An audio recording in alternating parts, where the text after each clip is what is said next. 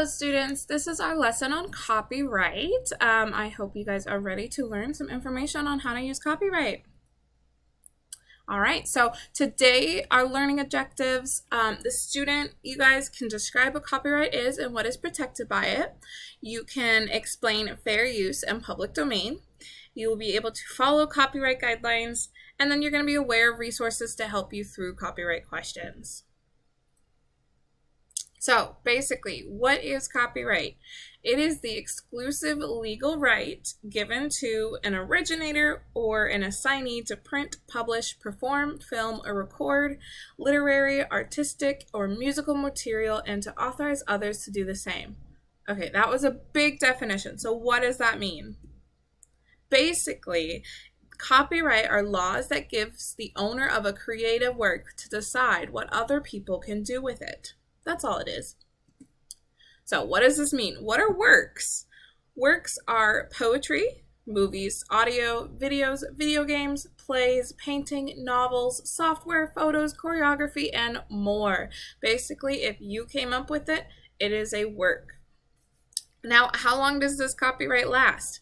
It lasts the lifetime of the creator plus 70 years. However, if it was published before 1924, it is in the public domain. So we will talk about the public domain and what that means in just a second.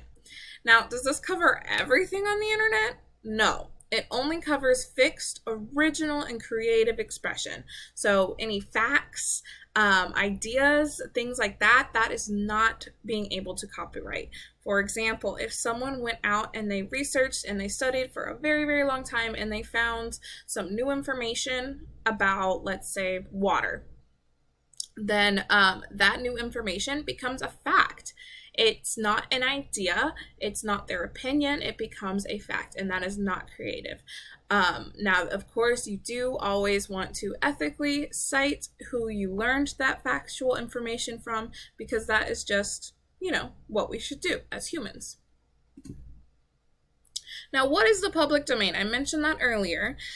Basically, it's works that can be used freely without the permission of the copyright owner, or works that were published before the copyright laws. So that 1924 date that I mentioned, if anything was made before then, it is in the public domain, like Shakespeare. Shakespeare was obviously before 1924, and his works and plays are in the public domain. So we can use that without having to ask Shakespeare, which would be pretty hard. Now, how do we know if something is protected, right? Then we have this thing called copyright notice.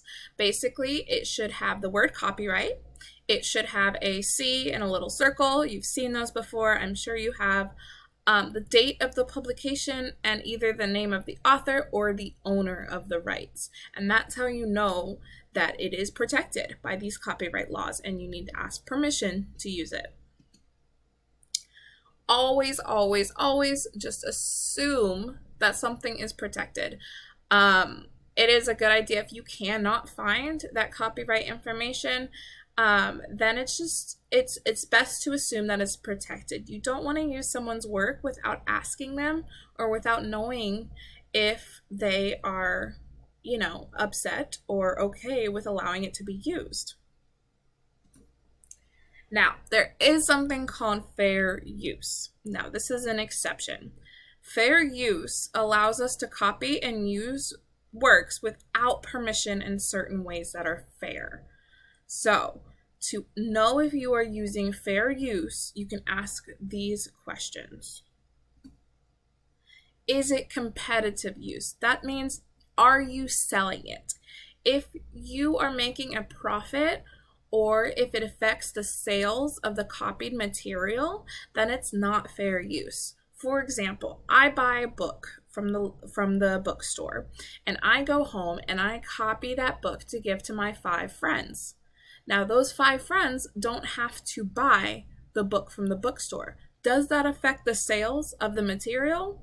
Yes, it does, because those 5 friends who would have bought the book now no longer have to. So that is against copyright. Now, how much material?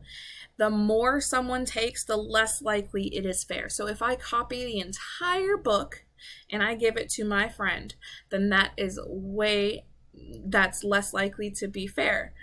Now, if I copy just a sentence, or if I copy a paragraph and I want to show someone, or I'm explaining something, then that is more likely to be fair because I'm not copying the whole book. Now, how is it used? If it is it used for criticism, comment, news, research, scholarship, or nonprofit educational? Or am I distributing information that just for fun? That's more likely to be not fair. So if I'm just commenting on it, say I read a book and I loved it, and I copy a sentence into my summary of the book and I say, hey guys, this is look at this one sentence. It is amazing. I really like this book. That is fair use because, number one, how much material? It's only one sentence. How was it used? I used it to comment on the success of the book. And is it competitive use? Will it deny anyone from buying the book? No. So that is most likely going to be fair use.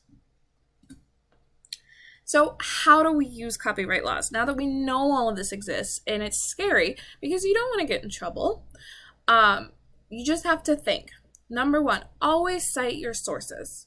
A citation gives credit to the original creator and can avoid plagiarism.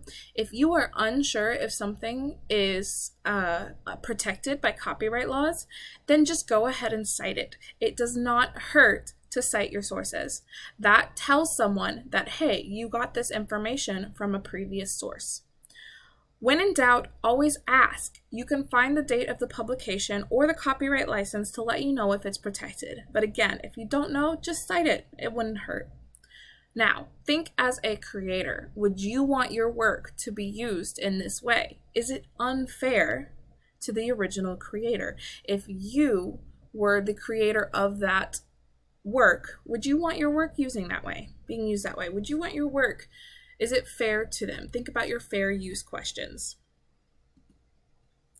Here's some resources for you guys, and I'm going to link them in this presentation. This is called Creative Commons, the first one. It helps with licenses, and it has works in public domain. So you can click that, you can visit it, and it will give you a whole bunch of things that are already public and are free to use. Or it can help you with licenses. Maybe you want to create your own copyright for something that you created. That's totally possible. There's no age limit on a copyright. So if you have some works that you want to be protected, then you can click that site. The other one is copyright.gov. Basically, it's the government website on copyright info. It has a lot of information. It's a lot of information to look at. So I recommend, if you're looking for definitions or if you need help, you can visit that website. Now, what we're going to do today is, as a small group, we're going to discuss and find the copyright info of the resources at your table. So I want you guys to discuss, is this resource in public domain or is there copyright info on it? Then you're going to take the quiz, either online or on paper, and you're going to self-reflect. How well do you understand copyright? How comfortable are you using in copyright informations? And then always teach someone about copyright and fair use law. Maybe it's your brother, your sister, your parent, your neighbor, even your teacher. Go teach someone because not everybody knows about these laws, and it's important that we protect them. These are my references. As you guys know, we like to cite our sources. So in all of my presentations, I have a reference as well. All right, guys, thank you so much.